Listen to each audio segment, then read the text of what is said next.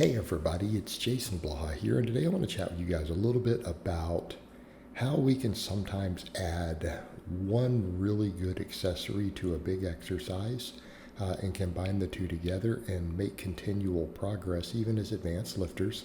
And I'm not saying we don't need any programming here. Okay, I'm not saying we don't need any program, I'm not saying not to change other stuff.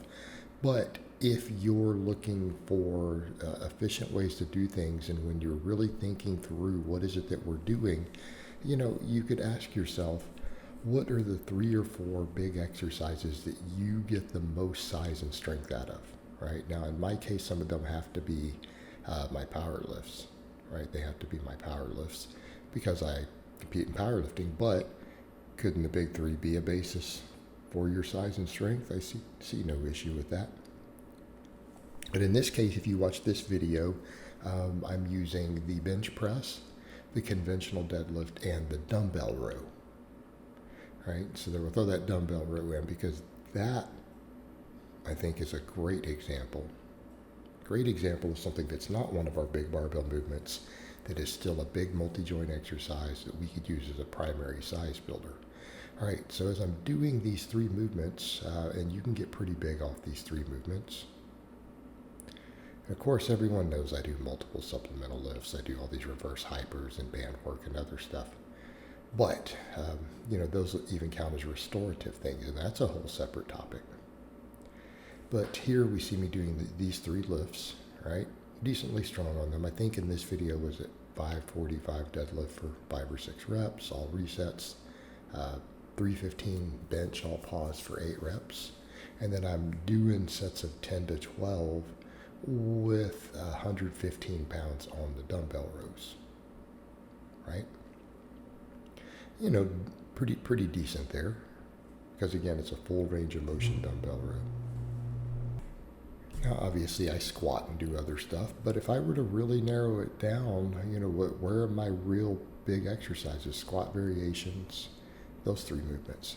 So then we start asking, well, we're not going to grow, particularly as advanced lifters. We're not going to maximize growth off of 3 or 4 exercises. We're not. So then we start asking the question, what fills in the gaps and weak links on those movements?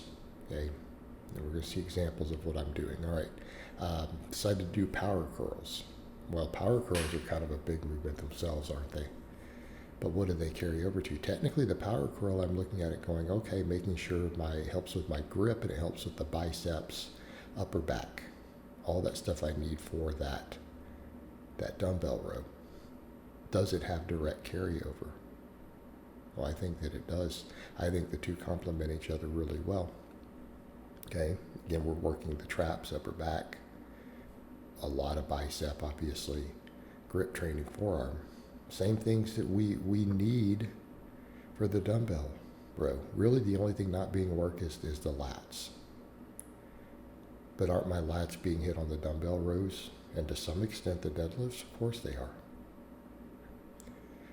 Well, that power curl actually feeds all the lifts, doesn't it? All 3 of my big lifts get some benefit. The deadlift benefits from it. Deadlift benefits from it. Grip, upper back, forearms, okay, about bench press.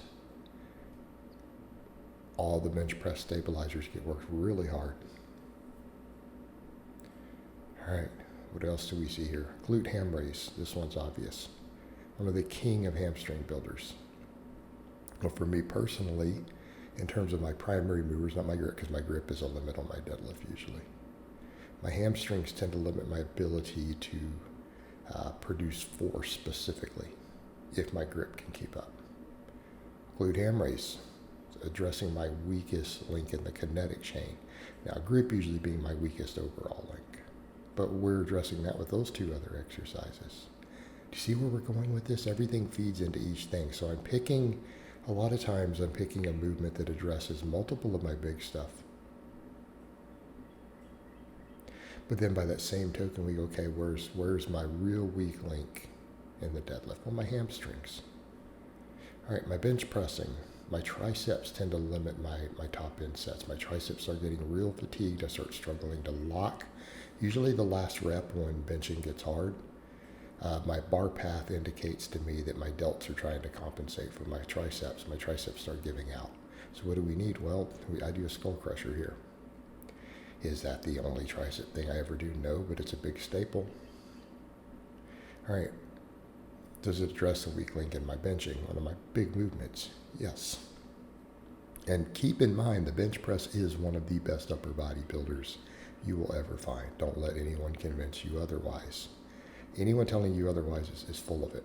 They're ignoring biomechanics, they're ignoring science, purely for the sake of being a contrarian. Purely because the bench press is so popular. Let's be contrarian. What do the skull crushers also bring? They work certain parts of the tricep differently than the bench. It really adds a whole new dynamic for your tricep development. Now, the bench is a tricep builder. We need to understand that. Again, plenty of research on it, plenty of data on it. It is a good tricep builder. Skull crushers are a better tricep builder. More specifically, when they've been looked at in studies, they cause the long head to grow more than the bench, whereas in the bench press causes the lateral head to grow more. When they're combined together, everything grows really effectively. And again, pointing out, it doesn't mean they don't get work. It's like when people talk about upper chest on incline. Incline still works your lower chest. The flat bench works your upper chest. Again, don't let people convince you of this nonsense. But that being said, these lifts complement everything. So now, just watching what I'm doing here, because these were all from the same training week, these 6 exercises, we're putting on a lot of size from these 6 movements. 3 of those movements address weak links and the other 3 really big ones, so that we can continue to progress on them. Because if we're getting most of our size from those first 3 movements, and we address the weakest links in them so that we continue to be able to progress on them and get stronger on them, then what happens? What happens? Everything grows. So the smaller movements feed the bigger ones, right? Smaller movements feed the bigger ones. Because we know if those dumbbell rows go up, my deadlift will go up. And if both go up, a lot of stuff is growing. Also, then the power curls carry over. Okay? All of these movements need to feed into each other. But we're being very, very efficient here. Being very efficient. Because my workouts are about an hour, 4 times a week. All right? Make sure everything feeds into everything else. Pick very specific movements to address the weak links in your bigger ones. All right, guys, but that's really all I have to say on that today. I hope it's been informative, and I'll talk to you guys next time.